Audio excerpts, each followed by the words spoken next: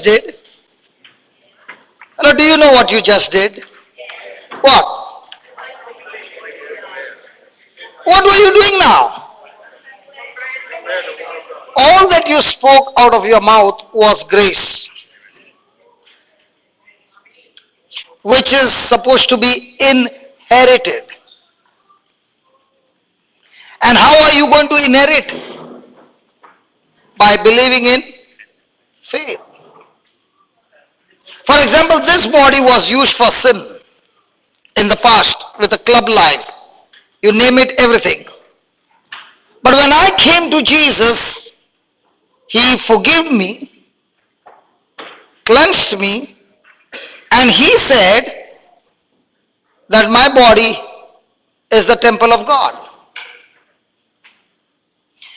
Every time you take any kind of action, it is always based on what you are thinking at that moment. For example, there was a lunch break. Everybody went to eat food. Somebody said, "You're not eating?" I said, "No." They said, "Are you fasting?" I said, "No." Because the one who fed me breakfast gave me such a breakfast that I think it can go up till dinner time. So just because it was a lunch break, but my mind is saying, I'm not hungry. So my action is based on what's running in my mind. So if God says your body is the temple of God and God dwells in this temple, so now who am I? I'm a mobile church. Where I go, my God who goes with me. When I touch, my God who is in me touches people. Now where did you get that from? I got it from the Word. How did you get it? Because it's written there, and that is the grace of God. Just put that 1 Corinthians 15:10. And that's why you can repeat those scriptures every day. You learn it by heart and not understand, and you get nothing. Or you can pick up just one line. Just. Now look what he says. But by the grace of God, I am what I am. Now was it the same Paul who wrote, my body is the temple of the Holy Ghost? How can your temple be the temple of the Holy Ghost, man, Paul, when you have killed so many Christians? He's saying, I killed them when I was Saul. But the day I met Jesus, he told me what he did for me on the cross, and I chose to believe what he said, and from that day on, I'm no longer Saul, I'm Paul. Hello? So he's saying, by the grace of God, I am what I am, and his grace, which was bestowed upon me, was not in vain. That means, when God has bestowed grace on us, it can go wasted. But Paul is saying, when this grace was given to me, it did not go in vain, it was not wasted. Why? Because I labored more abundantly than they all. So when Paul labored, was it his own strength or the grace that was given to him? Now, has God given you the grace that he has given you two hands and they are anointed to heal the sick? Now, the grace that was given to you, is it being a profit or is it going in vain? Now, I could have been in India and saying, my wife's birthday, so let me celebrate the birthday and then come. And I could also say, God, you have called me on a mission. When I reach back in India, might be in April, I can change the calendar in a fraction of a second and tell my wife, let's believe right now is February 14, let's celebrate the birthday. So what am I doing? I'm using the grace that God has given me, day and night, laboring, not with my strength, but by His grace. Praise God. Holding on to the promises, believing and moving in action. Is it going to bring great profit to the kingdom of God? Has God given to everybody the same grace? But is everybody responding the same? So then, am I supposed to go to God and say, God, give me more grace? Or do I need to say, God, help me to use the grace that you have given me day and night, so that by the time I reach the finishing line and I turn back, I've got millions of souls in the kingdom of God? You know what's happening in the church? We do not look at what God has given us, but we keep begging God, give me. And God says, I cannot give you, because from my side, I have given it to you, everything that you need in abundance. But the problem is, Lord, if you have given me in abundance, how come I can't see it? You can't see it because grace is the promise of God through Christ Jesus, which is unseen. Now, was Paul physically in flesh and blood? Had he seen Jesus in flesh and blood? What about Peter, James, and John? Come on. But who had the maximum revelation? Why did Paul get more than Peter, James, and John? They were physically there, but Paul had never seen Jesus. You know what Paul is saying? Even though I did not see Jesus in flesh and blood, I know him in the spirit through the word of God. Because Paul was a Pharisee. He knew the scriptures, but he did not interpret the scriptures the way it has to be interpreted. But the moment he began to realize Jesus is the Messiah, now the whole of the Old Testament became actually real for him. And he's saying, even though I've not seen Jesus, I know him more than the person in flesh and blood. Okay, I'll show you that. Go to 2 Corinthians 5:16.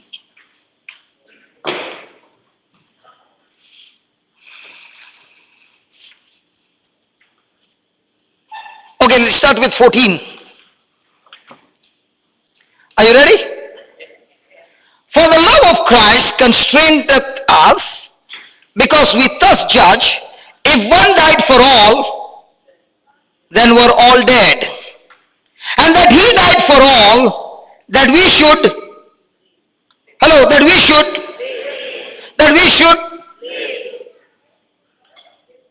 that we which live should not henceforth live unto. Now question, are you born again? Yes. Do you believe in Jesus? Are you living for yourself?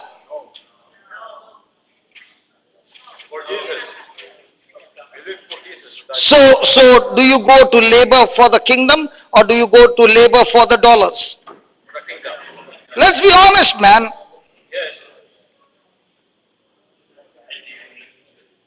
Because if you are laboring for the kingdom and not living for yourself, your life is supernatural. I don't know about you, but in India, we learn roti, kapda or makan. First comes food, clothing, and shelter. Do you have that in Philippines?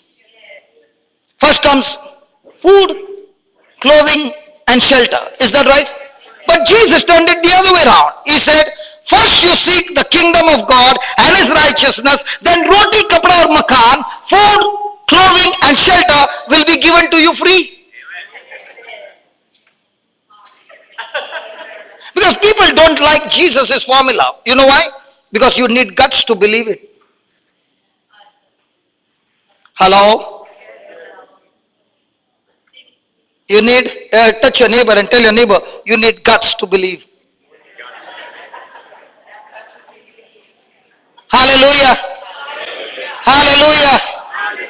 Thank you, Jesus.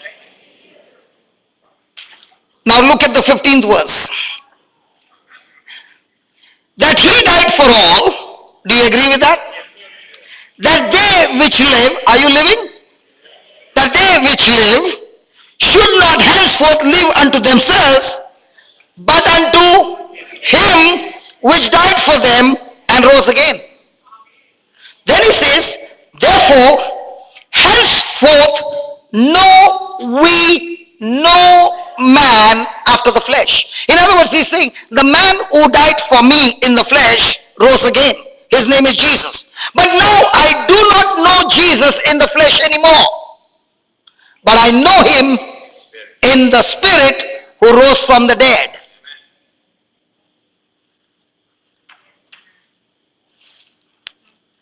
of us seated here would say, if only I was there during the time of Jesus in flesh and blood, and if I would see those eyes opening and the food multiplying and this happening and that happening, my life would have been so full of faith. Is that right? No? Yes or no? You're confusing, brother. Come on. If you would see Jesus standing here and speaking the word, and a paralytic man just walking and running, and a dead man rising up and walking, praise God, would not that build up your faith? Imagine you're going for a funeral and the dead man gets up. There will be a queue of ambulance there because others died. Looking at the dead man come up. Praise. Okay. Now, what is the Bible, what is Paul saying?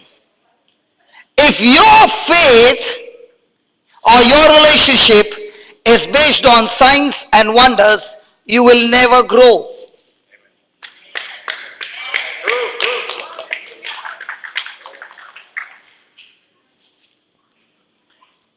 Did the Israelites see the 10 plagues? Were they witnesses? On the Passover night, did they see every male born, firstborn dead? In their house, did anybody die? Did they see the Red Sea being parted? Did they walk through the Red Sea? Then how come they were all the time grumbling? Because their relationship was never built on His word. Their relationship was always built on what is my benefit. Whereas Moses and Joshua and Caleb, their relationship was based on what His word said. And that's why Paul says, henceforth know we no man after the flesh, yea, we have known Christ after the flesh. Yet now henceforth know we Him no more. I don't know Jesus in flesh and blood, but I know Jesus in spirit through His written word. How do you know Jesus? Might be somebody sitting there and worshiping Jesus and saying, oh Jesus, I can see your blue eyes. Ooh, that golden hair, wow, Jesus. You can spend like this for 5 hours. And when you open your eyes and Satan shows up, you're the first one to break down. Because our worship is not on emotions. Our worship is on the written word of God. When God said to Abraham, I want you to offer your son as a sacrifice, what did Abraham say? Get behind me, Satan. What did he say? I'll go and consult with Sarah. What if Abraham had to go and tell Sarah that God told me to sacrifice the son Isaac? You know what would be in the Bible? Sarah sacrificed Abraham that very moment. She killed him on the spot and said, don't touch my baby. And Abraham goes on a journey for 3 days. And after 3 days, he reaches that mountain. What is he doing for those 3 days? Do you know what is he doing? When he's traveling and God told him to offer his son as a sacrifice. Praying for what?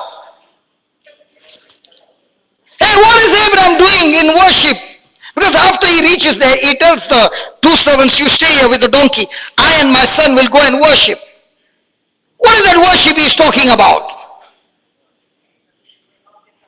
Worship is telling the servants, God has asked me to do something and I am getting that job done. And what was the job done? To sacrifice his son. Is it easy to sacrifice your son? But why is Abraham excited to sacrifice his son?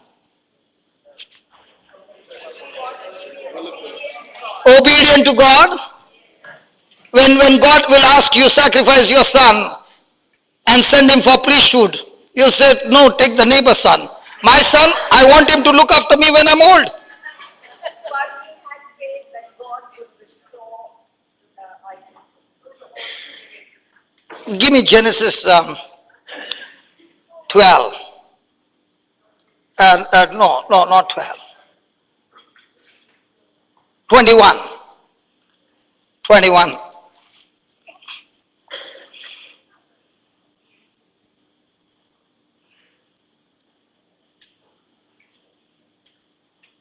21:12. Hallelujah. How do you stand by grace through faith when God tells you to do something and you're not even no fear, but you're getting into the job? Look at that, what he said. God said to Abraham, let it be not grievous in thy sight because of the lad and because of thy bondwoman. In all that Sarah has said unto you, hearken unto her voice. For in, for in, for in shall your seed be. So through Isaac you will be a grandfather. And God and Abraham for 3 days is saying to himself, God, you said that my son is supposed to be a father and I'm supposed to be a grandfather. If you ask me to sacrifice my son, I'm willing to sacrifice my son.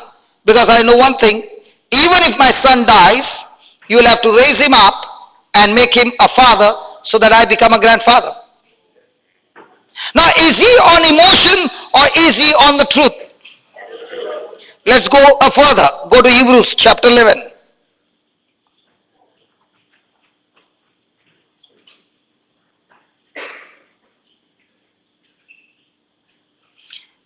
Go to 17. Are you ready? Listen, my friend, if you want to grow your faith, don't try to grow your faith with signs and wonders. You will be broken. Your faith will grow through the written word of God. Because signs and wonders don't happen every day. But the word of God never fails. It works every day. I know you're not happy with what I'm saying. Hello? Let's say you wanted to come to Australia, your first trip to Australia, and you booked your ticket. And now you're standing near the boarding pass queue, and you're positive thinking, I'm in the flight, yeah, I'm in the flight. And you don't have a visa. Will your positive thinking work? Now, second incident, you're not doing positive thinking, you got a document right. Now, are you sure? Can we talk? Come on, talk to me. Yeah. In the same way, the written word of God is a document from the Creator. So are you sure now? That's what God is saying about Abraham. He's the father of faith. Means what? He's not on some emotion. He is on the document. And the word of God is teaching us what he went through when he sacrificed his son. By faith, when he was tried, when he was tested. Say that, tested. There's a difference between testing and temptation. Test comes from God, temptation comes from the devil. Let me give you an example. How many mamas are there here? Any mamas? How ruthless they are. Let me give you an example. Your baby, for the first time, stood on his feet. Was he standing straight or drunken style? He stood straight or was he shaking, drunken? Okay. Now he is shaking and he fell on his buttocks. You mama, did you make him stand again? Or did you say, baby, don't stand, it will hurt you? You are so cruel that you not only made him stand, you showed him a chocolate and said, come, come, come. And that fellow died. Why were you doing that? Hey mama, why were you doing that? Because you know the baby's potential is not only to stand and run. There's so much inside of him which the baby doesn't know, and the baby is full of fear.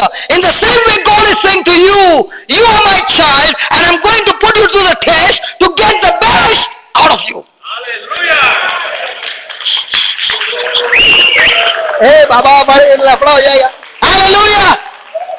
But what happens is when the test comes, I'm going to do that.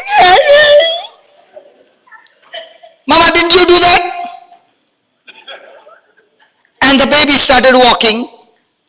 Then slowly you began to make the baby run. Now the baby is doing high jump, long jump, all jump. Now the baby is doing somersault. Did you make the baby do somersault the first day? No. In the same way, God is saying, you are my baby and I'm going to go through the test and I've given you what to do in the midst of the test so that when you learn my way, you will come out victorious. So, Mama, are you cruel? No. You are only putting pressure so that we learn. Is that right? Look at mamas now, they are smiling. So was Abraham tested? Yes. What's the difference between test and temptation? Test is to make you strong to stand the forces coming against you. Temptation is to make you weak so that you fall. So when Satan comes, he tempts you to fall. When God tests you, he makes you strong to stand firm. So the same battle, you can treat it as a test or a temptation. If you treat it as a test, you go to the word and build up your muscles and come back and take the test. But if you are taking it as a temptation, you're already a victim. Please keep me in prayer. I'm all broken. I used to be that way. Till the Lord began to teach me. Have you ever seen a mother bird teaching the young one to fly? Does the young one fly?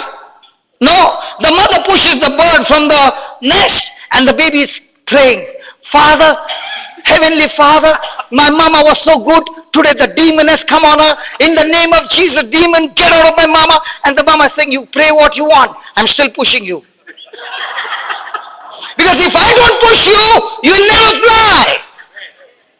Does she push? Yeah. Where's the dove? Waiting to pick up the baby before it falls on the ground. In the same way, God makes your nest so uncomfortable that you have to get out of that comfort zone so that you learn to fly.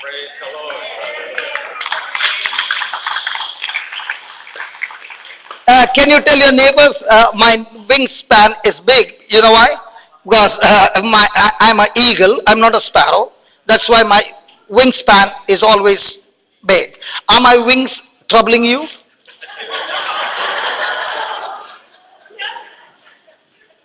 Does God call you an eagle or a sparrow? Eagles go to the king of eagle, Jesus, and learns from him how to fly with the wings of the Holy Ghost. Are there some eagles in this house? I'm talking to the eagles. Can you hear my voice? Good. Tell your neighbor, how come I did not hear your voice? Hallelujah. You know, the same person used to be in depression. The same person could not take bath with the door closed. That's me. The same person could not stay in a room by myself. That's me. And the same person, when I got into the Word of God, today I go from place to place. Come on. That's what happens when you get into the Word of God. Hallelujah. Okay. When he was tried, offered up Isaac, and he that had received what? Feelings. Feelings. I felt so good, Jesus.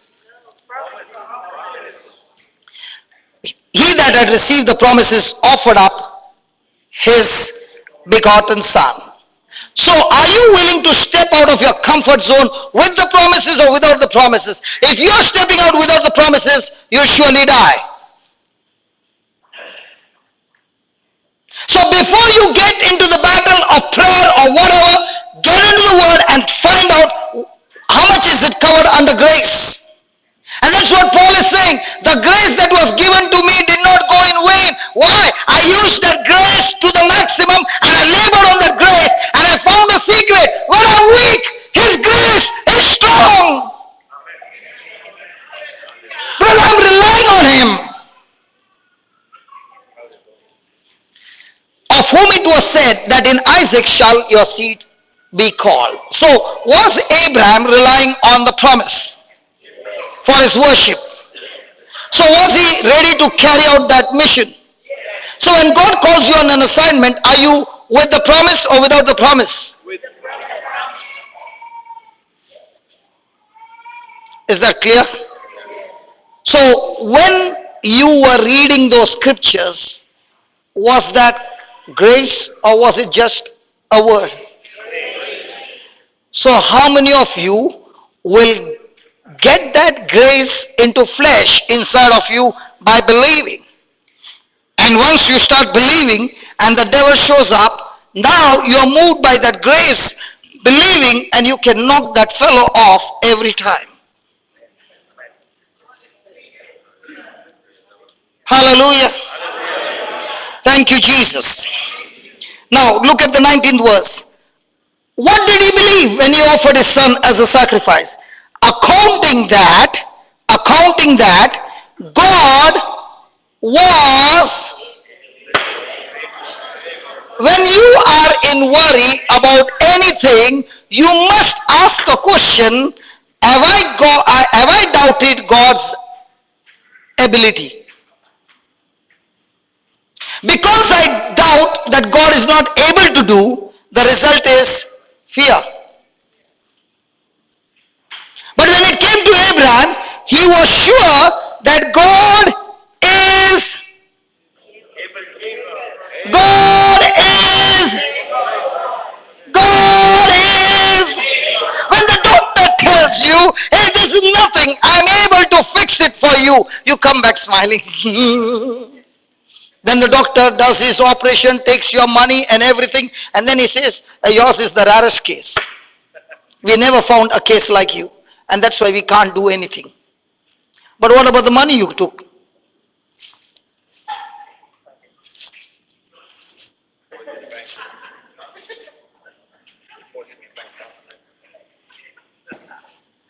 So whom are you believing is able? And if you're believing God is able, then where's the question of worry? Every time you got into fear, ask a question. Where's your mind? The devil is able to destroy you, or God is able to fix the devil out of you? As for Abraham, he believed that God is able, what? I am going to do what God told me to do. But I'm also sure he told me through Isaac I'm supposed to be a grandfather. So now, is he a warrior? So who is a warrior?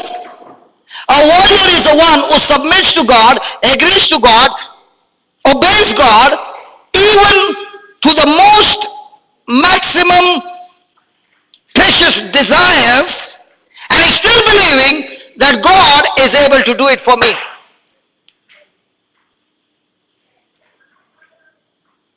Hallelujah. I changed 7 flights to reach here. Okay? Does it cost me money? So should I ask Gerard for money? I'm a businessman. You know what's my business? If it cost me this much money, what do you think is the cost of every soul over here? Is it any match? I'm a businessman who is always looking for how can I use God's resources in a way by which I can get more souls in the warfare to fight for the kingdom. So when I take my bag and walk out, you will say, he preached for 2 days and took nothing. I will say, Lord, I preached for 2 days and I planted those seeds in the heart, and those are incorruptible seeds, and when I come back, I will see the harvest growing. A businessman who is doing business in the spiritual realm, he is saying, I've come out of this place so much rich. A person who is looking with his natural eyes is saying, I worked for so many hours, I spent the money on the flight, and I got nothing. It's what you choose to believe. And I thank God for my wife. When I come back, she doesn't ask me, how much did you earn? How many of you would let your husband go and work for 2 months and come back with no money?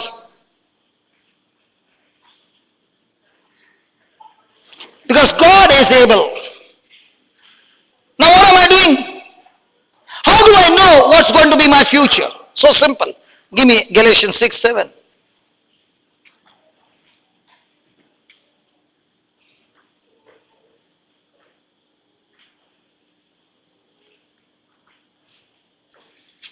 Please read it. Be not deceived. Why? God is not mocked.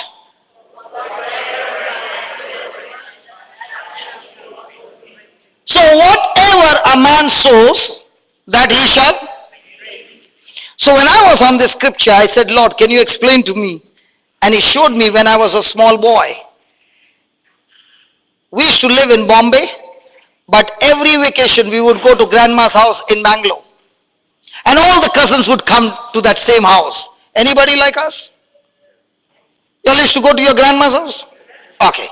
And in that grandma's house, during that time, the water was not at home. We used to draw water from the well. That's why I know the pot going dum dum dum.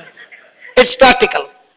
And the vessels were never washed inside the house. They were washed in front. There used to be a coconut tree. It's still there. And all the food which was remaining would go to that coconut tree, and there was no soap. The ash would be used to clean the vessels. Anybody, you understand what I'm saying?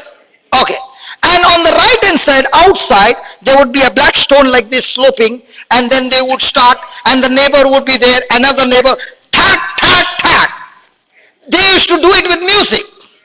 And every day the soap water would go to that coconut tree. And in the compound there were about 12 or 14 coconut trees.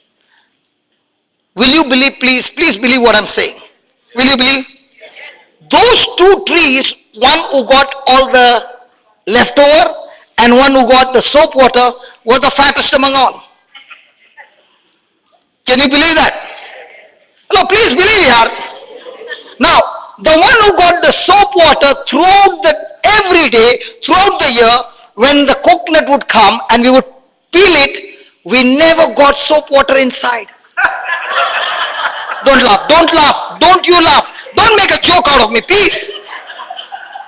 Don't you laugh, it's real. Believe me, brother, it's real.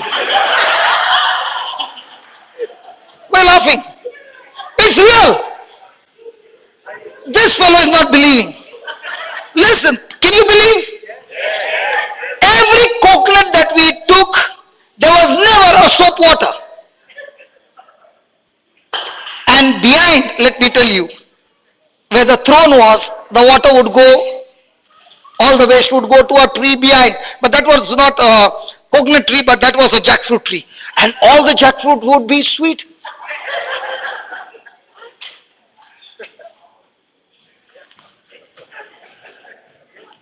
So that Lord began to teach me, and he said, even though you sowed soap water, the man shit on the jackfruit tree, and the leftover food for this tree, they all had filters inside of them that they used it as a manure and still give you sweet fruit. In the same way, and sometimes even the dog came. In Australia, you all don't have stray dogs. In India, we have. Now, what about the coconut tree? It accepted everything that was given, but always gave sweet fruit.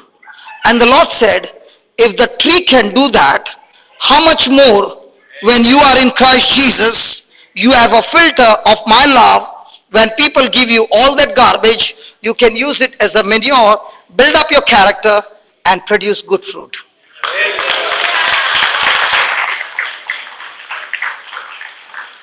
So how do I know my future? Just because he laughed and did not believe, can I curse him? No. I will try to make him believe. Believe, brother. Now he is believing. See, with love I could change him. So do you have some people, giving you soap water every day in the office? Do you have a boss giving all? What do you do with that? Go to a silent room and then start cursing? Then what was the fruit? Bitterness. What's going to be your future? Miserable. So how do you know your future? What you do every day decides your future. Yeah. When somebody sowed soap water and your eyes are burning, what do you say? Darling, come here, let me love you. Uh-huh.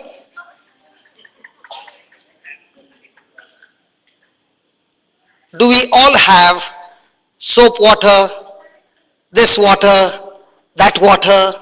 Because Jesus said, as long as you are living in this world, there will be tribulations. But remember, I have overcome those tribulations for you. So that using me as an example and taking my grace and my power, you are also able to imitate me and have victory in your life.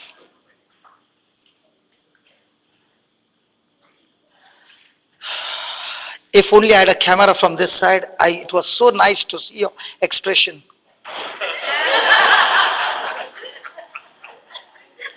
Your expression was so good. Hallelujah. Hallelujah. So from now on, my question is, are you going to face different kinds of negativity? So just because you face it, does that mean you are going to lose the battle? Remember the coconut tree, and let me tell you, my great grandfather must have planted, I don't know till today who planted, okay? But whoever planted only one coconut seed. Grandfather ate, my parents ate, we ate, and the grandchildren are still eating. From which? One seed. So in the same way, every day what you are thinking is a seed. What you are speaking is a seed. What you are doing is a seed. What you desire is a seed. You must first check out the seed that I have with me, is it from the kingdom of God? And if it is in the kingdom of God and every day you are sowing, praise God, your future is excellent. Because you will reap, he said. Hallelujah. Hallelujah. Look at the 8th verse. Can I continue? Is it interesting? I know, because the soap water. Because now you know what to do with the soap water. Sorry? Oh, no, I'm not talking about that. Okay. What does it say? He that. So if you give me soap water, what will I do? I will also throw soap water on you. So is it the flesh? So what will you reap? Hello, what will you reap? So did he say if you pray and go to church and do all those things, you will have a great harvest? No. He said when you sow in the flesh, of the flesh you will reap what? Corruption.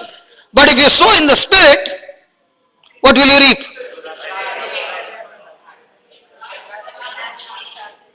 Okay, now give me the next line. This is very interesting. Now read. And let us not get tired, let us not get frustrated, let us not get bitter, let us not get angry, let us not get into any of those negativity. Why? For in your due season you shall reap if you. So my friend, whenever you are doing good and you are operating in the spirit, are you going to face storms in your life? Opposition in your life? See, when I was in school, I used to always make trouble. So before a teacher could catch me, she used to say, get out. And I had a big problem. My problem was that I can talk and talk and talk and talk and talk and talk. So even when she used to tell me to stand outside the class, I would be standing there and talking to the boy close to the door. So she was so fed up, then she put me outside the principal's office. And there I was talking to the peon, and the principal called him, and he was busy talking to me. So he also got fed up. So everybody was fed up because I used to talk, talk, talk. Even I did not know why I'm talking. But today I realize why he gave me this gift of talking. I understanding. I understanding. So I would talk, talk, talk, talk, talk, and talk. And in business, I used this talking to do excellent business. I was very successful in my business. Praise God. Because I talk. Praise God. Now, when one day I did not do wrong and the teacher picked me up, will I keep quiet? This time I did not do. So what will I do? I keep talking. This time I argued with the teacher and said I did not do. Is that right? But what is he saying? When you are doing good, hello, do not get tired in doing good. Why? Because when you are doing good, Satan knows if this person continues to do that, he is a big threat to my kingdom. He is going to use somebody close to you. To do what? To stop you. So when you're doing something wrong and you are stopped and punished, you will keep quiet. But when you have done good and you are being punished, will you keep quiet? What will you say? I want justice. Has anybody ever prayed, God, I want justice? Yes or no? Don't ever pray that prayer. You are in trouble. Because when you are saying, God, this fellow is troubling, this person is my next door neighbor troubling me, Lord, and I want justice. So God says, okay, I will give you justice because he troubled you. And all those people you troubled, what about them? So God will say, I also want justice. So all the troubles you did, I'm going to punish you. Now you want justice? That's why he says, when you come to the throne for help, come for mercy and grace. He never said for justice.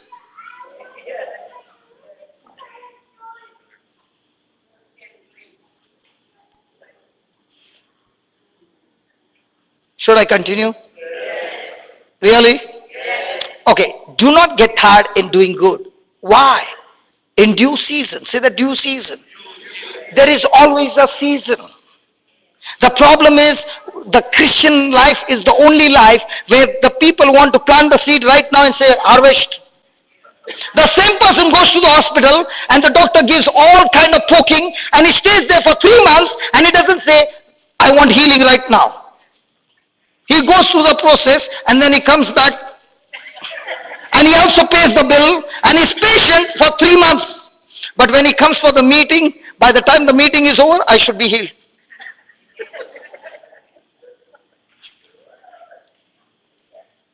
If he understands the process, in due season, say that due season. Say that due season. In due season, what will you do? Many a times you were so close to your harvest that the devil put the maximum pressure on you and you quit. Let me give you an example. When a woman gets a labor pain, what is the labor pain telling the mother? Your 9 months waiting has come to an end. This is the most important time, mama. Don't you go on a horse ride to the hospital. Will the mama get onto the horse? She loves horse riding. She'll say, a horse coming, and she'll get on the... Will she go to the hospital? Always she's going on the horse ride, but during the labor pain or during the pregnancy, will she take a horse ride? Why not?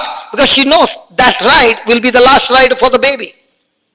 So she will do everything possible to see to it that she's calm. Her pressure is calm. Everything is calm because she's going to give a birth to a miracle that she had been waiting for 9 months. In the same way, when a person is planting the good seed, he is believing that the harvest is close at hand and this opposition is nothing but my labor pain. How many mothers have you seen during labor pain screaming and giving bad words? Will they give? Never. But how many women you see when they are tortured and they are in any kind of pain, they will open their mouth and give tan, tum, tum, tum, tum. Why not during labor pain? Labor pain is more painful than this pain. Because they have not realized that devil wants you to open your mouth and curse your own people.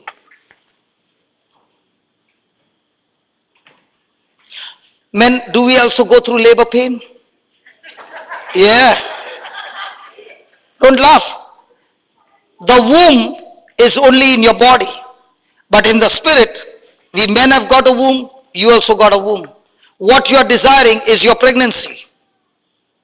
I used to get pregnant with all the things of the world, and those things came into manifestation. But when they came into manifestation, my life became like the prodigal son. I lost it all. Then I came into the kingdom of God and I used the same technique to get pregnant with the word of God. Now those things also came into manifestation, but there are no side effects, there are only good effects. Even now I'm pregnant when I came from Uganda.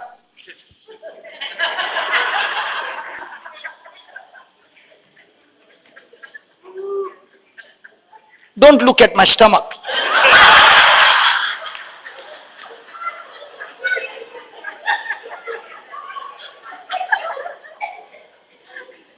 If you ask me in these years, how are you getting this harvest? It's by pregnancy. This camera has got 9 cameras inside. I can preach and I can take the video recording and do the streaming over here all by myself. When I was searching for a camera, I said, Lord, wherever I go, I need a cameraman and all this and all this and all this. Lord, I want to. And I was searching and searching and searching on the net, and I found this one. Now this one is available only in US.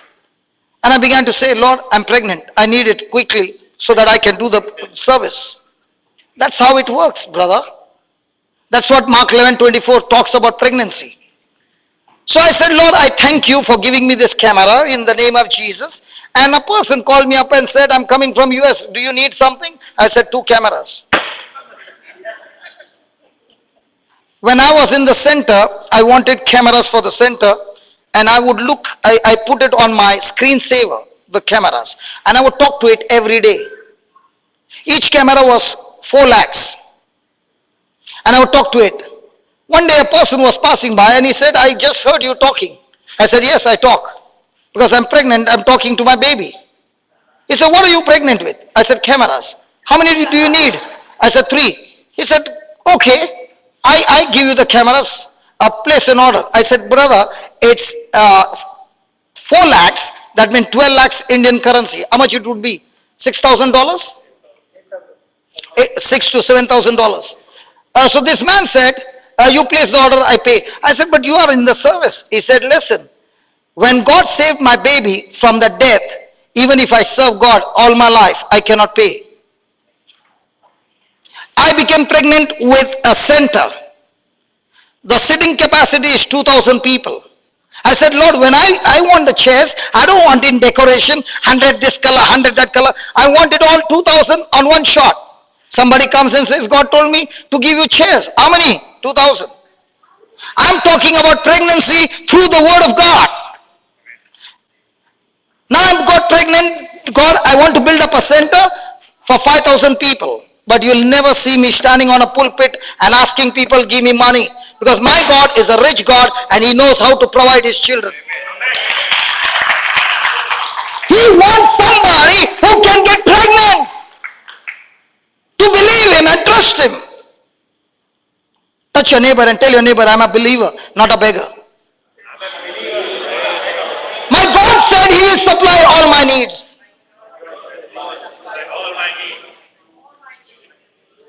Hallelujah. Hallelujah.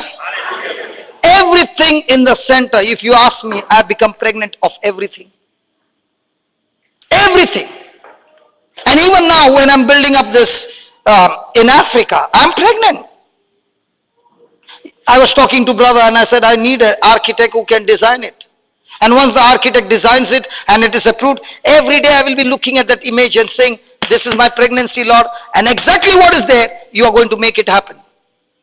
God gave Moses a blueprint of the Holy of Holies. He gave Noah the blueprint of the ark. God works exact, accurate design when you get pregnant with His word. Let me show you. Give me Ephesians 3:20.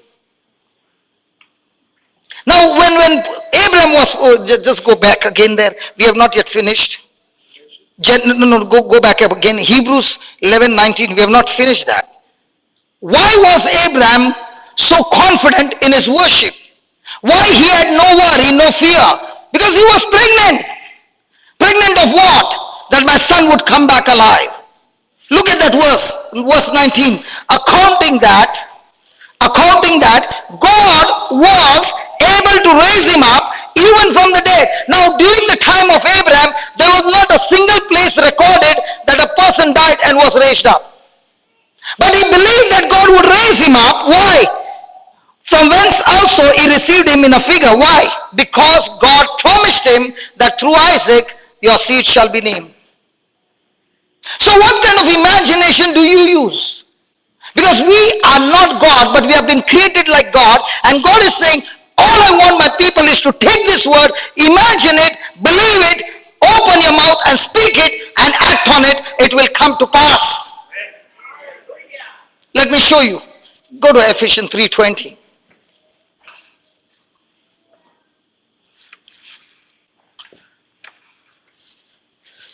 Please read that. Hold on. Now or tomorrow? Tomorrow. All these mothers who are sitting here, I want to ask you a question. How did you create the heart of your child? Talk to me, come on. That baby came from your garage. The baby came from your womb, right? So how did you create the heart, the lungs, the eyes?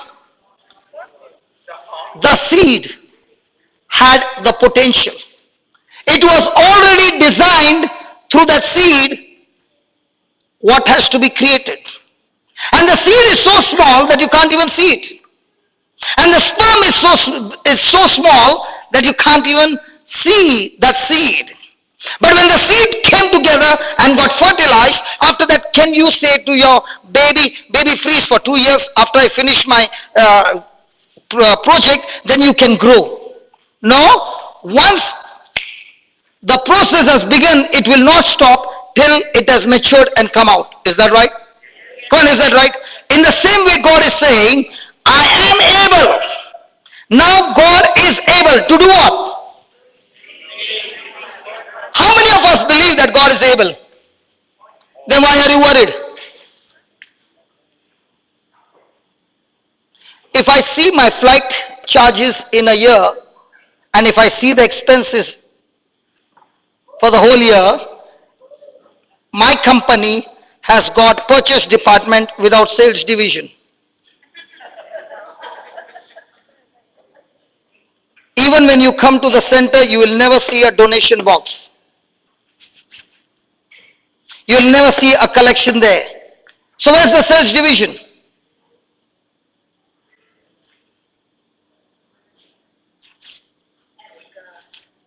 Can I talk? And I was saying, God, how is it going to work? He said, if you believe me, I'll show you how it works.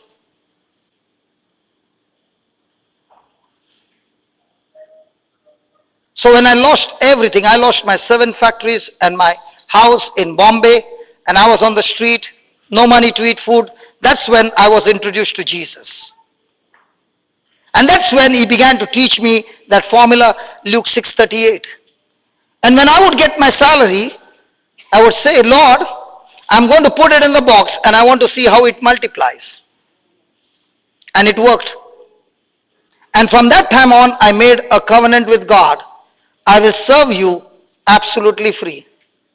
Because I now understand how it works.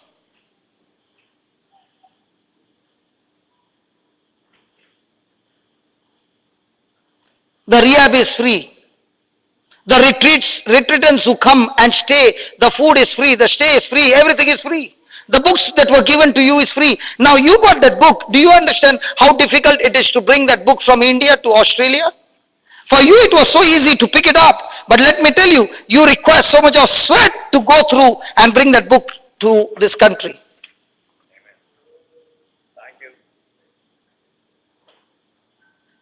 And everything is given free. Did that person grumble while giving? What man you are taking to?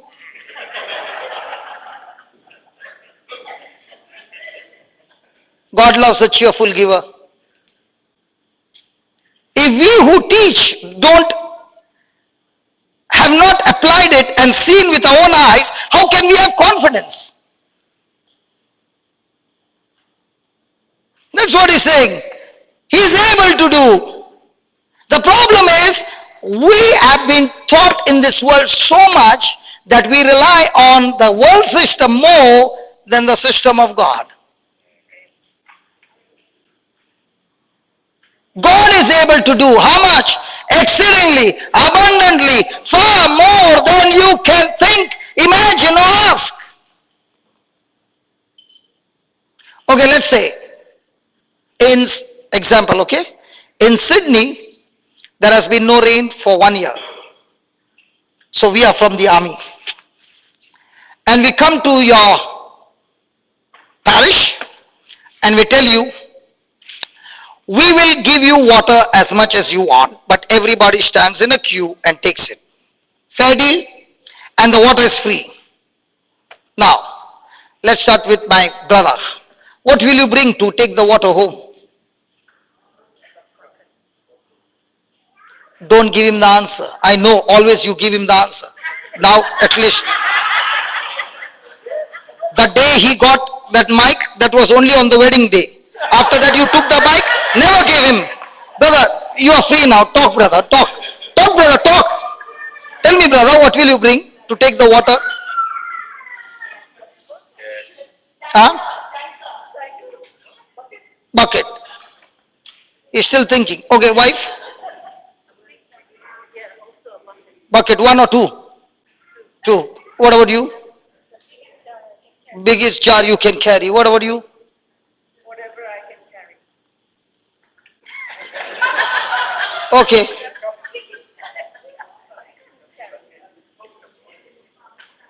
Buckets. Bottle?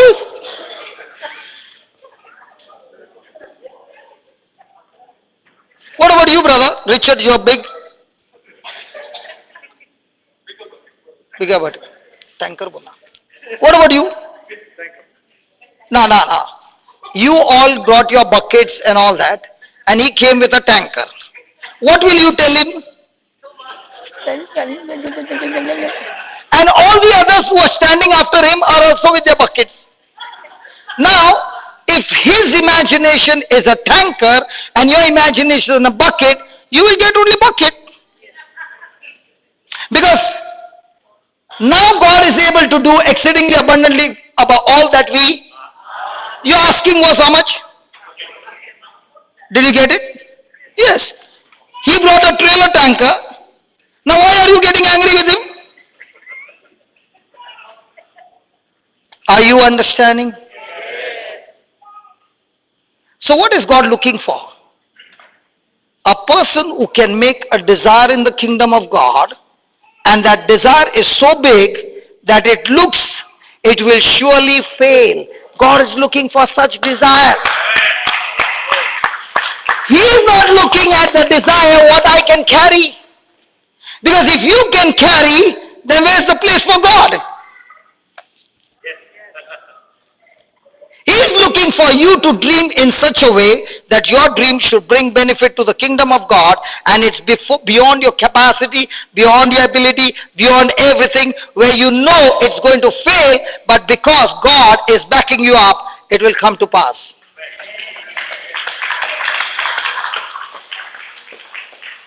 So do we do that?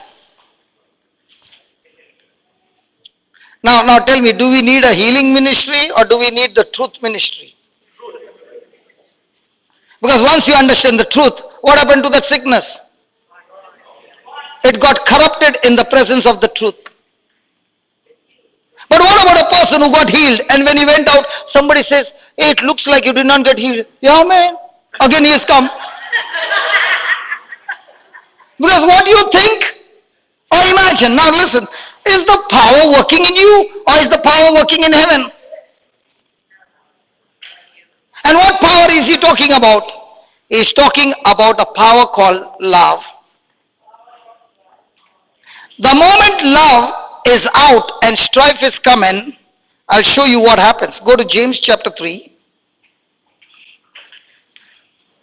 Say, listen, my friend, I won't have time, okay? But I'm going to give you notes. What happens when strife walks in? And how Satan destroys marriages, children, finances, health, all that through strife. Can we write down notes? Yes. First we'll listen to the word and then we write down notes. Go to James chapter 3, verse number 13. Am I talking to warriors? Yes. So are you going to learn the truth and kill that sickness? Yes. Or you want me to do it? I knew it. You would say, I want to kill it because I want to learn how to be a killer. Who are you? A killer. What do you kill? The works of Satan. Praise God. So when you go back home and the family asks, where have you been? I've been to a place where they taught me how to kill. I was in Ireland. You should see this video. And I said, I've come to tell you that all those who are sitting here, I've come to teach you how to be a killer. They thought, and that was my first statement. They thought this fellow looks like a terrorist and he's come to the wrong place. Praise God. And there was a lady on the third row and I said, I've come to teach you how to kill sickness. And she got so excited, she began to scream. I said, why are you so excited? She said, I'm 40 years old and in my 40 years, if I've spent more time in the hospital than at home, won't I start screaming? I said, the moment you screamed, it means you are believing what I've come to teach. And then she heard it, and now I said, are you ready? She said, I'm all excited. And she got healed. She began to teach others. During the lunch break, she called her friends, all those who were sick. She said, come. The man has come to teach us how to kill. So the friends came, and everybody knows in the church they are all the time sick. And she said, brother, I've called these people, kill. I said, kill whom? Kill that sickness. I said, no, I'm not killing. You learned it, now you kill. She said, I'm so excited. I'm so excited. And she put them on in the queue and she began to use the word, asking, thinking, and imagining what God had promised, and they all got healed. Then she went to an old man who was sitting and he could not walk. And she said, I'm not letting him go home just like that. I want to kill that sickness so that he can walk. And that man also stood up and walked. God is looking for somebody who is aggressive because Jesus said, the violent take the kingdom of God by force.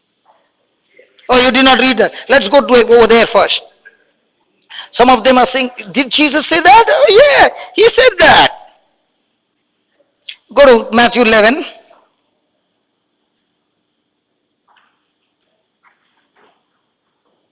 Verse number 12.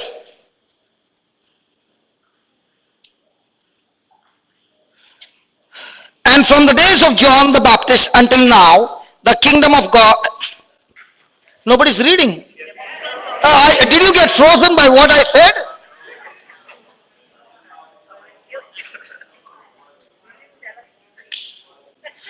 From the days of John the Baptist until now, the kingdom of heaven suffered violence, and the violent, and the violent, and the violent.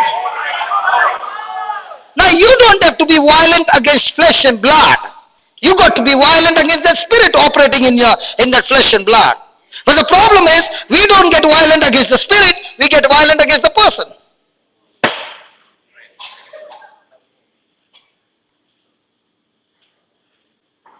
So is God looking for some aggressive people of faith? Have you ever seen a Rottweiler? Supposing you got a Rottweiler, okay? And you gave that bone to the Rottweiler. Is he going to take it? Is he going to enjoy it? Now can you take the bone back? So I come to your house and the Rottweiler is sleeping. There's the bone next to him. And I'm slowly going to pick it up. What do you think will become? My bone will be in his hand, in his mouth. Because when the Lord began to talk to me, he said, you got to be like a Rottweiler. Once you give the bone, nobody can take the bone from him. In the same way, when I give you the promise, your grip of faith should be so strong that the devil can't get that promise out of you. So I went on the YouTube to check what's the grip of a Rottweiler, and I began to see in one of the video that Rottweiler has caught hold of a cow's neck. Now the Rottweiler is so short and the cow is so high. In that video he is hanging like a pendulum but not leaving the grip. He has caught a pig in the marketplace, the neck, and he did not leave till the pig was over. In the same way, when you have the word of God as a promise of God, you grip that cancer and don't leave it till that cancer submits and dies.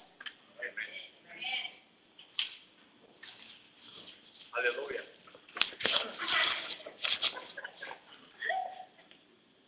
Are you understanding? This is a warfare, man. And in this warfare, you got to be aggressive like a Rottweiler.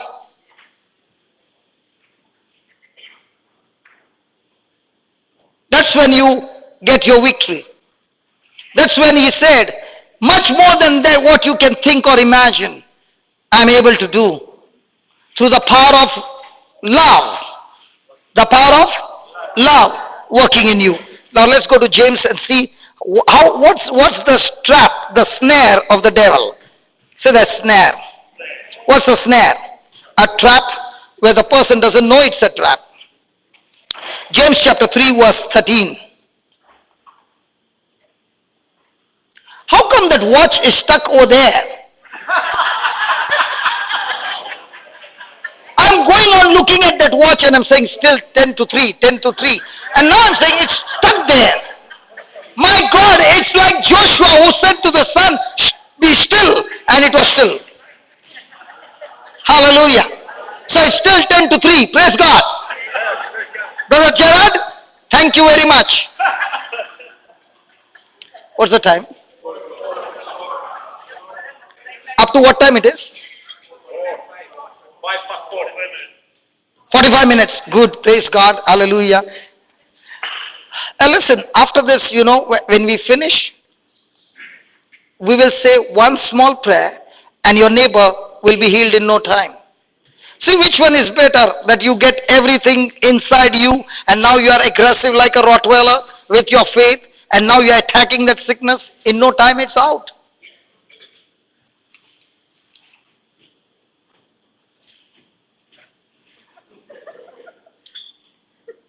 James 3:13.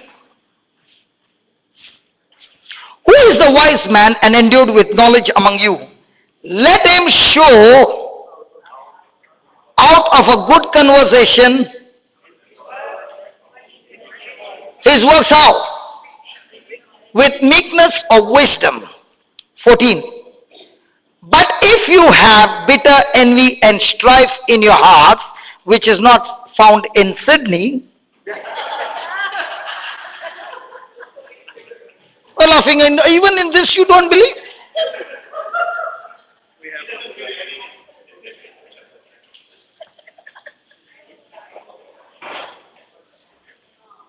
If you have bitter envy and strife in your heart, glory not and lie not against the truth. This wisdom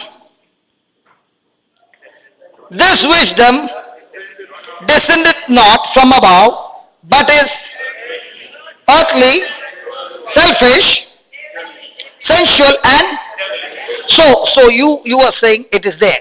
You are married. She's not there, no? Thank God she's not there. She's not there. Eh?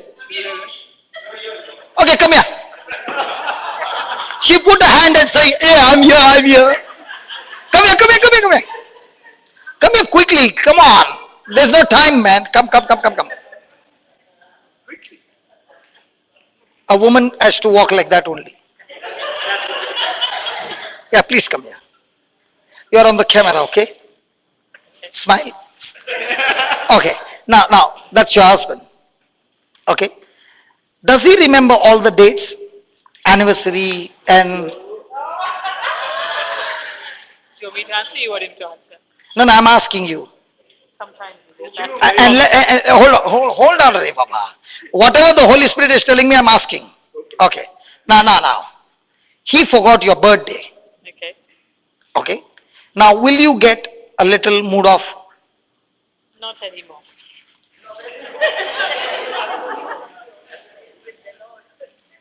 See what she's saying? Not anymore. Right. Learn from her.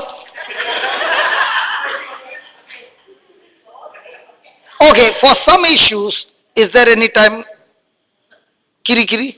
Of course. Of course. Now, at night, before going to sleep, there was kiri kiri. Okay. And you got annoyed with him. Hang on. Can you tell me what kiri kiri means? Kiri kiri means some argument, yaar. Fine. All right. Yes. Okay.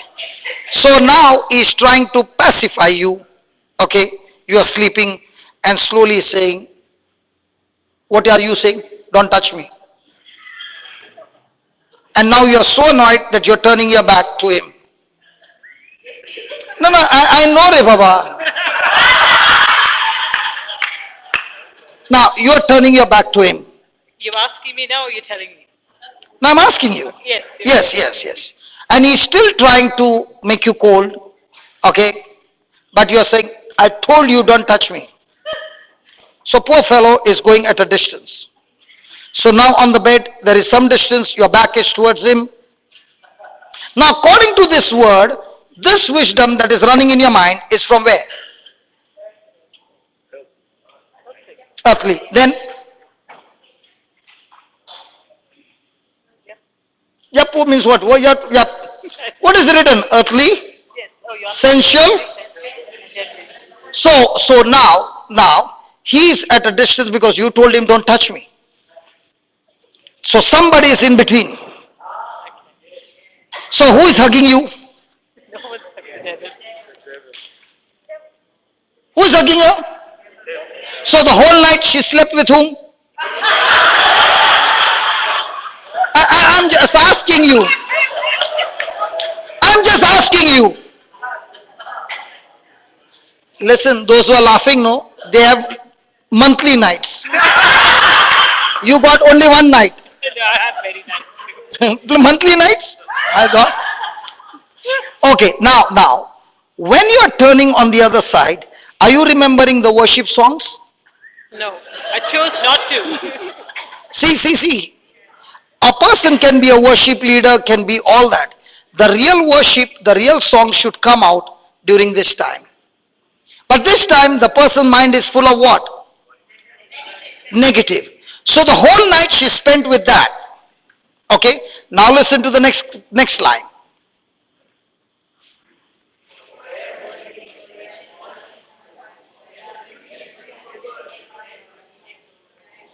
What? There is going to be confusion. Then in the morning, no. Hold on. Sit down there. No. In the morning, she calls up her friend. Now, if she has called up a friend who is not spiritual, but having more experience than her, she's a champ because she sleeps on a yearly basis. What kind of advice will she give her? So what happened to the marriage? So did the devil catch her neck? No. Did the devil come and catch his neck? No. He speaks to us in thoughts. And when he's speaking to us in thoughts, and at that time you are not vigilant, then that seed that he has planted is going to multiply. And after 1 week, she might even say, I don't need you. I'm going to my mama.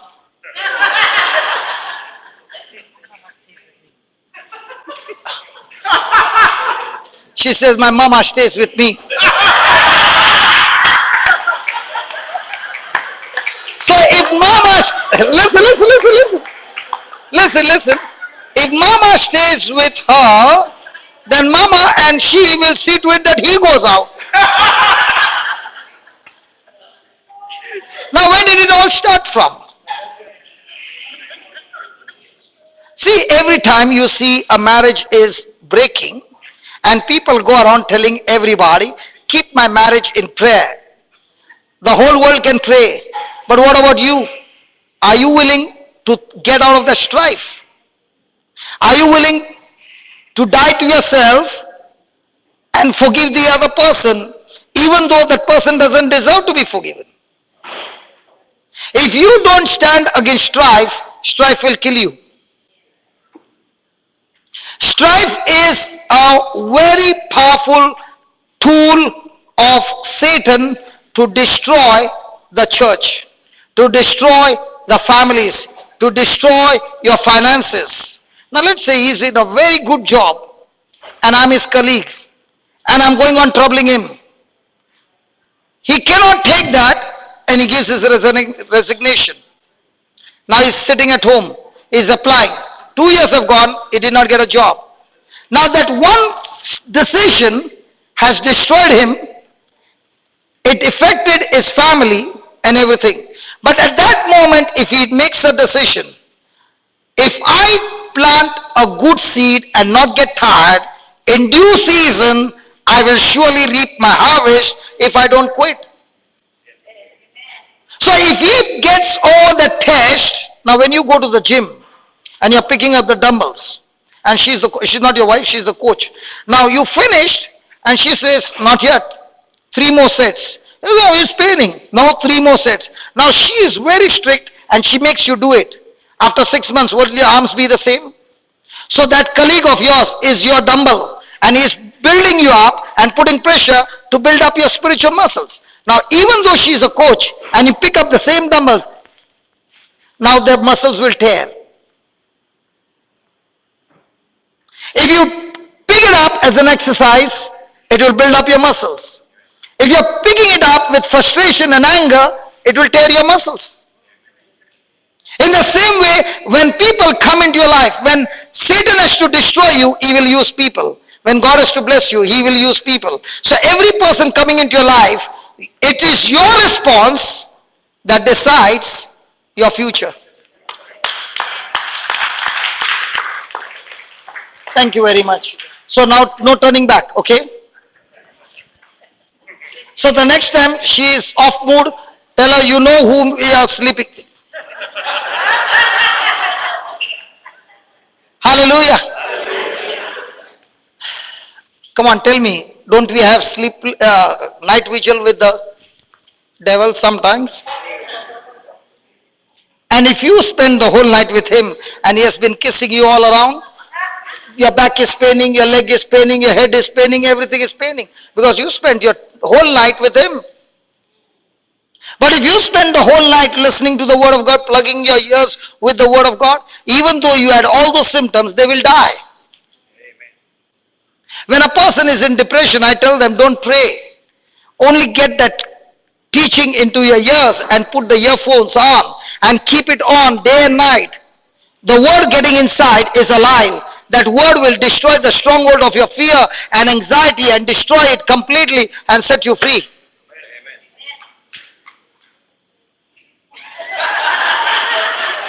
Hallelujah. Thank you, Jesus. Okay, please write it and let me tell you. If you practice this, you will live not only a victorious life, you will experience the manifestation of God's glory that you have never ever experienced in your life. So I use the word, I beg you, please write. And might be the wife is writing and the husband is saying, anyway she is writing. My question to you is, when you go home, do you wear her clothes? Because when you are writing, listen, when you are writing, you got to be attentive to write. And the word of God says, when you pay attention to the word the word begins to work in you. Strife is designed, strife is designed to destroy our lives. Strife is designed to destroy our lives, our relationships. Strife is designed to destroy our lives, our relationships, and even the church.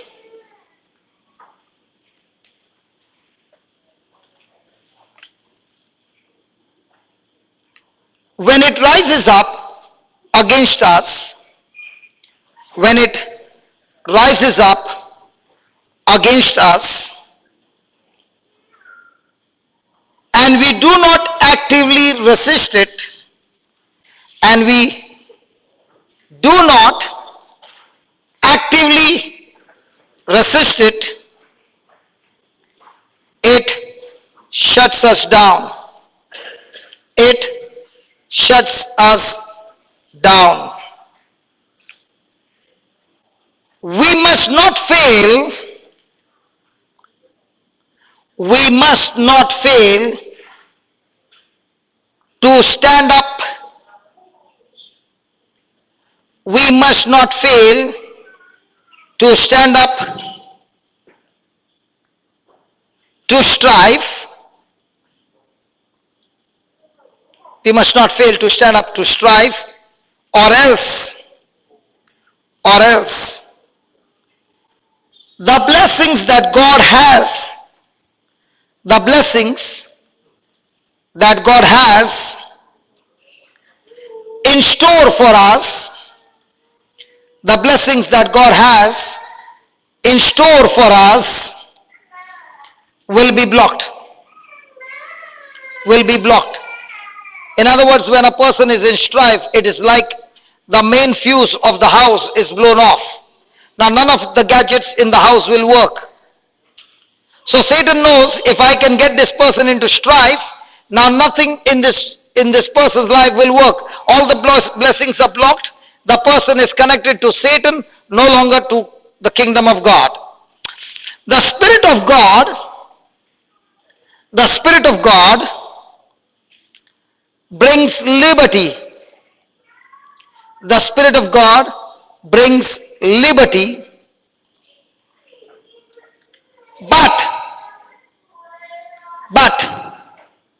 the spirit of strife, the spirit of strife sows evil, sows evil and confusion. Sows evil and confusion. As long as we continue,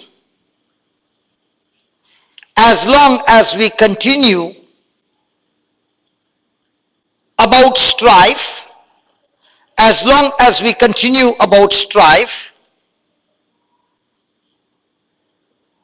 as long as we continue talking about strife, we give it life. As long as we are talking about strife, we give it life. Therefore,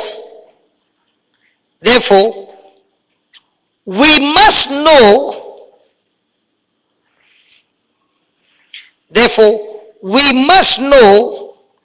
when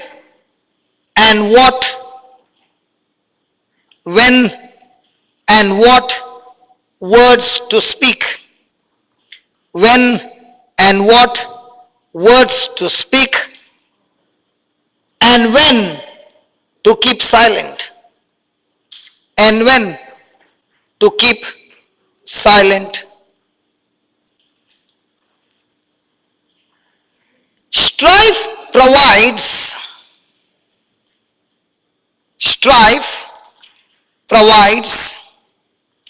the perfect opportunity. Strife provides the perfect opportunity for Satan to operate. Strife provides the perfect opportunity for Satan to operate. We must use our authority.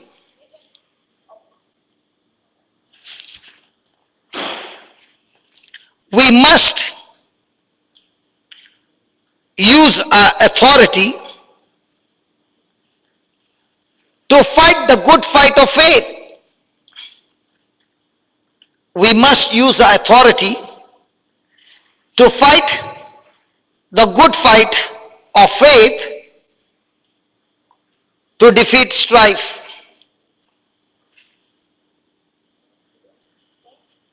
To defeat strife.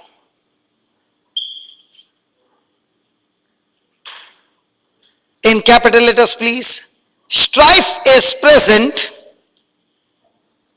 Strife is present when our spirits, strife is present when our spirits do not line up with God's word.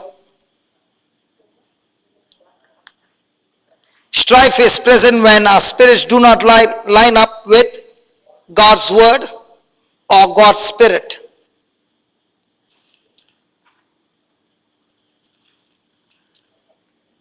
For where envy and strife is, for where envy and strife is, there is confusion. For where envy and strife is, there is confusion and every evil work. James 3:16. James 3:16. Can a wonderful ministry like this, what you have, can strife destroy the whole ministry? Can strife destroy somebody's marriage? Can strife destroy your children? Can strife destroy your job? Is strife demonic or an emotion? It is a demonic, satanic. And it speaks to you through your thoughts. Now before we end up, I'm going to give you a scripture and explain to you so that the next time you go through any opposition or unjust suffering, you'll be so excited when you understand the truth, okay? And that will be the best healing that you have ever experienced. Hallelujah. So write down, where strife is,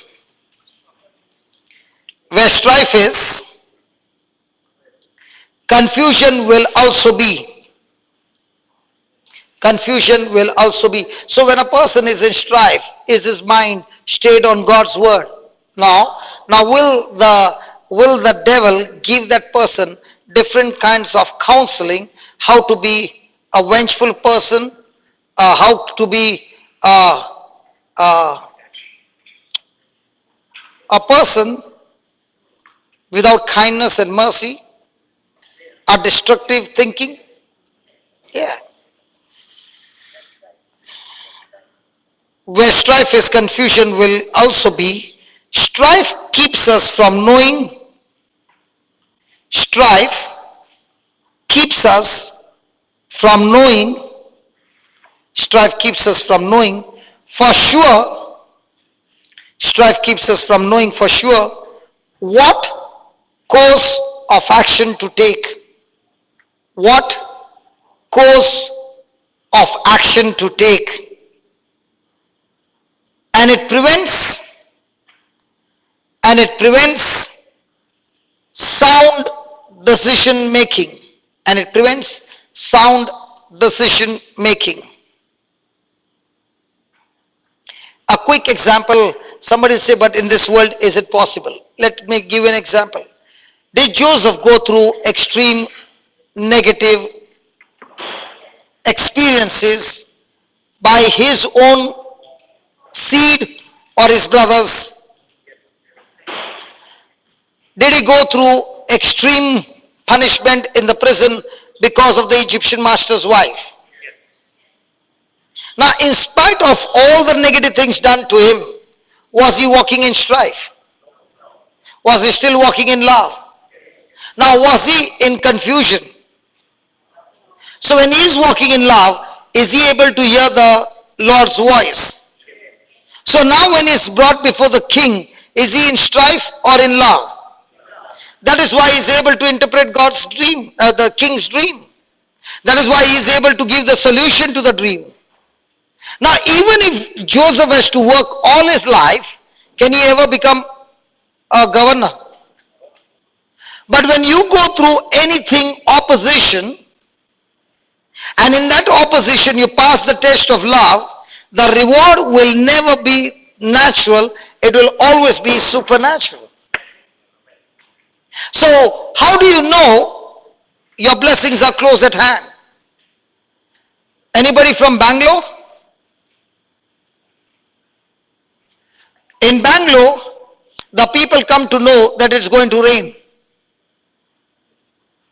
The climate begins to change. Even I go home, my wife will say, in half an hour it's going to rain. I said, how do you know?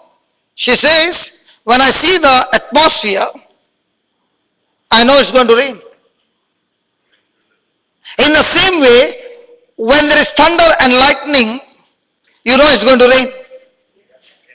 In the same way, when people come with thunder and lightning, the Lord is saying, if you can pass the test of love, now there's going to be a rain of blessing.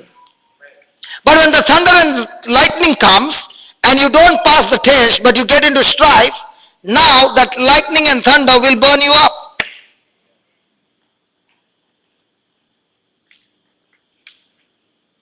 Think about it. In your life, there would have been some experience where somebody did something wrong, and it hurt you. And you walked in strife. Because you walked in strife, did it profit you or did you lose everything? And that is why every day there is a test. Might be a very close person whom you love so much comes against you. And you could never ever imagine that this person can do that. Now could Jesus think that Judas would betray him? Could Jesus think that Peter would deny him? But when he went through that, did he get into strife? No. In fact, when he met Peter, he said, do you love me, Peter? He said, yes, Lord. He said, listen, your job is still on hand. Go and feed my lamb. Come on, Jesus. That Peter denied you and you still trust him with the ministry? Jesus says, yes. Because my love doesn't change based on Peter's action. My love is still the same. So in our relationship, our love for one another doesn't change based on the person's performance. Our love remains the same because we also have received that constant, one-sided, unconditional, selfless love from Jesus. So how do you know you are going to win? Practice love. You win all the time. Is the Bible saying love never fails? Is God love? Has He given us love? Do we practice love? I can be in the prayer service, I can be a preacher, I can do all those things. But when it comes to the test of love, I can get into bitterness. And the moment I got into bitterness, now my mind is all in confusion, and the devil is going to use that moment to plant wrong decisions that will destroy what God had planned in my life. Hallelujah. Hallelujah. Thank you, Jesus. So as for me, when such things happens, I get into excitement because now I know that if I pass the test, after passing the test, the promotion will be beyond my capacity. That's why many a times people who know me, they say, he's unfit. Even I know I'm unfit to do what I'm doing. But when I pass the test, that passing of the test, and when I stand here, he begins to take over And it's always supernatural.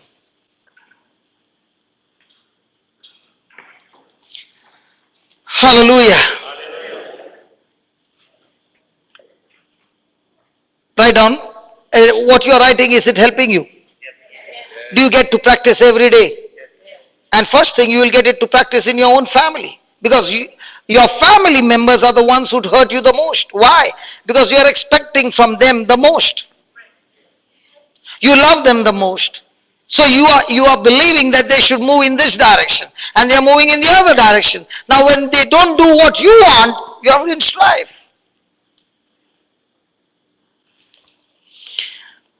When we feel envy, when we feel envy leading us into strife,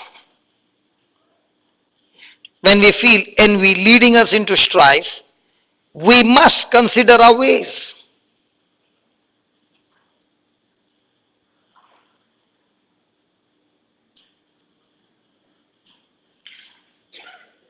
Tell me one thing, were the Israelites supposed to possess the land flowing with milk and honey? Did the giants stop them? Was it their own grumbling, their own complaining, their own murmuring? Was it their own strife? Now, when they could not make it to the promised land, did it affect their generation? So, conclusion, when you are in strife, it not only affects you, it affects your generation. Think about it. Every time you are walking in bitterness, remember, you have fellowship with Satan, no more the Spirit of God. The Spirit of God is a spirit of liberty. The spirit of strife is a spirit of bondage and slavery. Hallelujah. Last line. A humble person submits to God's will. A prideful person, a prideful person will not submit. A prideful person will not submit. Prideful. Now, who is the person who is full of pride? The person who all the time thinks about myself. What's my benefit? It's all about me. But what about the humble person? It's all about God and how can I be a benefit to others? In a day, how many times do you think about your own benefit? At least here air condition is there. If there were no air conditions and only fans, then the person who is entering in first looks towards heaven.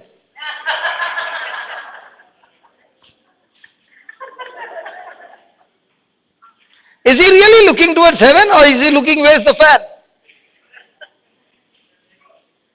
Because our mind is trained every moment, how can I be comfortable?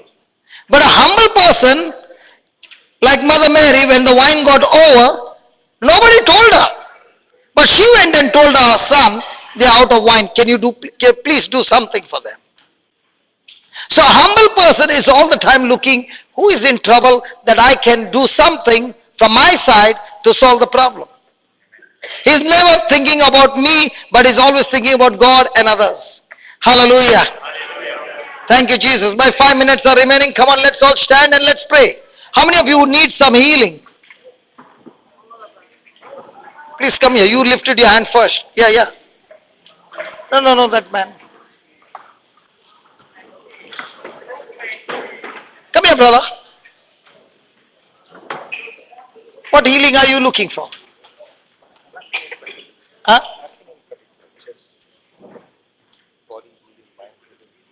There's no problem in your body.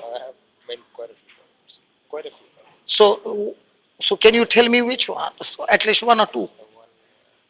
Maybe my eyes. Eyes and what else? Bones, Bones mean joint problems? not really, it's just like sometimes stiffness. Stiffness. And what else? That's all. That's all. She's your Right. wife. Please come. So from today, your massage days are over. Please stand here. So he has got problem where on your back? No, no. All over your body?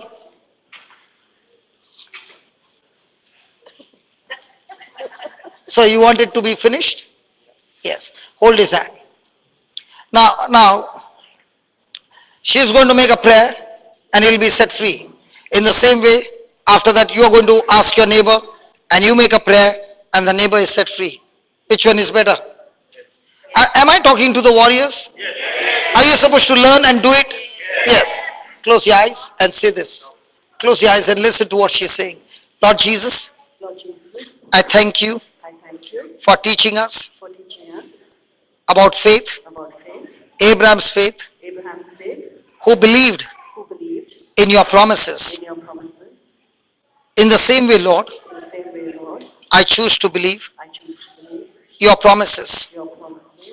Right now, Right now, you showed me you showed me where there is strife, where there is strife, bitterness, bitterness, there is confusion, there is confusion, and every evil work. and every evil work. Lord Jesus, Lord Jesus, we are married we are married under your covenant. under your covenant, And, and Lord Jesus, and Lord Jesus, there are many times there are many times when we are different in our thinking when we have differences in our thinking and we get into strife. and we get into strife.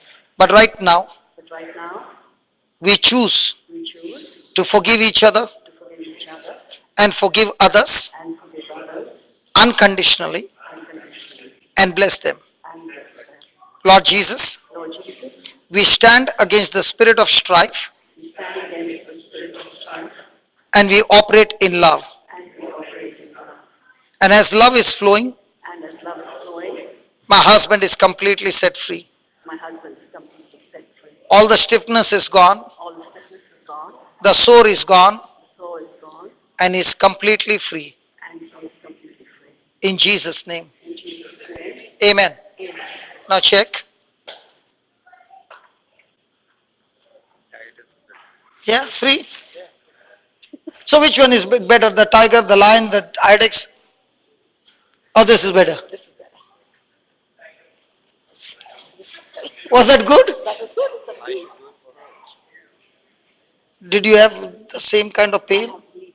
Knee pain. Okay, you do it for her. He's saying I should do for her. She has got more strife than me.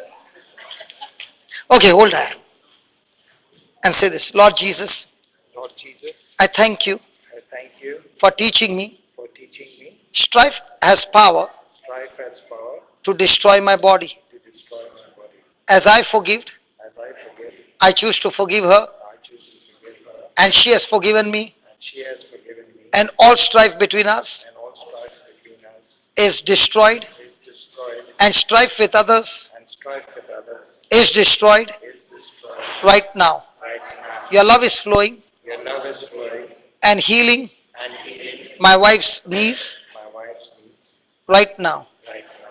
I thank you, Jesus, Thank you, Jesus, for healing her completely. for healing her completely. Amen. Amen. Now move your knees. I can bend now. You can bend now. Yeah. All this time you could not bend. Very painful left knee. Sorry? It was very painful, my left knee. I could bend it. Now I'm not going to ask you about the strife. But as long as strife is there, he has legal right to destroy your body. Thank you. Thank you. Thank you.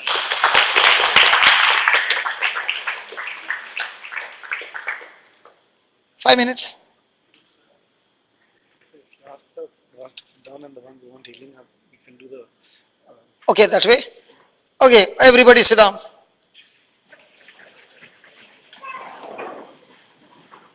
My brother said, let them go home and practice. I did not say, he said, let them go home and practice. Praise God. Now, how many of you are in strife with him?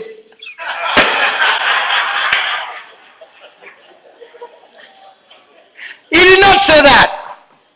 But now, you were ready to get your healing. And I said, he just said, Let them sit down and let them go home and practice.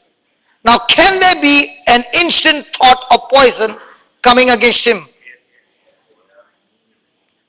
Now, those who need healing can stand up. They are looking around. You stand, then I stand. You don't stand, I.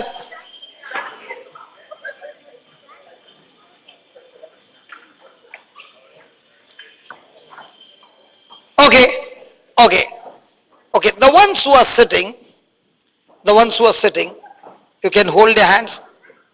And those who are standing and you don't have anybody, hold hands. And the ones who are sitting, you got very big opportunity. You can take 4 or 5 people at one time and kill that sickness in them. Okay? Yeah, go ahead. Ask the person what healing is that person looking for. Come on. How wonderful, the husband is asking the wife, what healing are you looking for? And wife is saying, don't you do it?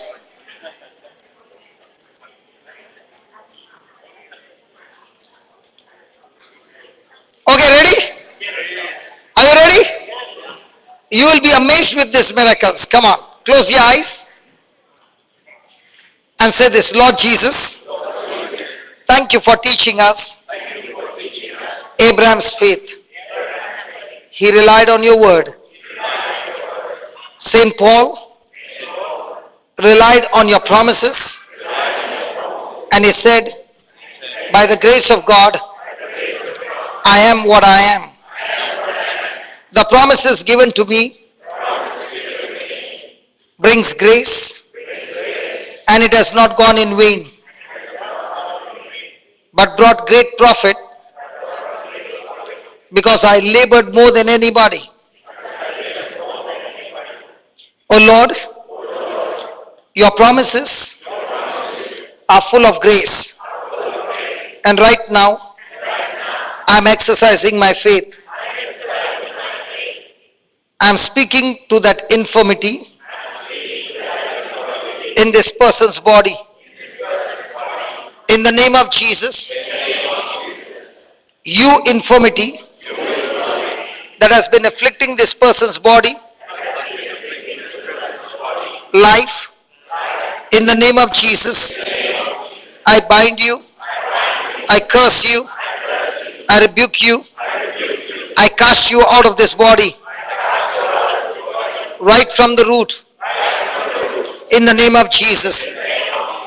Lord, I thank you. Your spirit of love is flowing and destroying the spirit of strife, bitterness, unforgiveness. And Lord, I thank you for the anointing of forgiveness. As this person is forgiving everybody, Satan has lost the grip, legal right over this person. I thank you, Lord. Jesus, your anointing has brought recovery, restoration, complete healing in this person's body. Right now, as this person has forgiven, every organ in this person's body is functioning perfectly as you have created it to function. And in the name of Jesus, all malfunctioning has ceased right now. I thank you, Lord. You are the spirit of liberty, and this person is completely free from the spirit of fear, depression, oppression, anxiety, loneliness, suicidal tendency. I thank you, Lord, for empowering this person with joy and peace, prosperity and success, good health and long life. I thank you for blessing this person, his family, her family, their children, grandchildren, their whole household. And from now on, they are mighty warriors in your kingdom. Father, I pray that they receive a special anointing to study your word, apply your word, and build their life on the rock, never on the sand. I believe, I've spoken it, and I've received for this person this breakthrough, this healing, this miracle, this blessing, this anointing in the name of Jesus. My dear friend, in the name of Jesus, I declare you completely free. The stronghold has been destroyed. New stronghold of the word is built up in your mind in Jesus' name. Amen. Amen. Now ask the person next to you. Ask the person. What is the person saying? What is the person saying?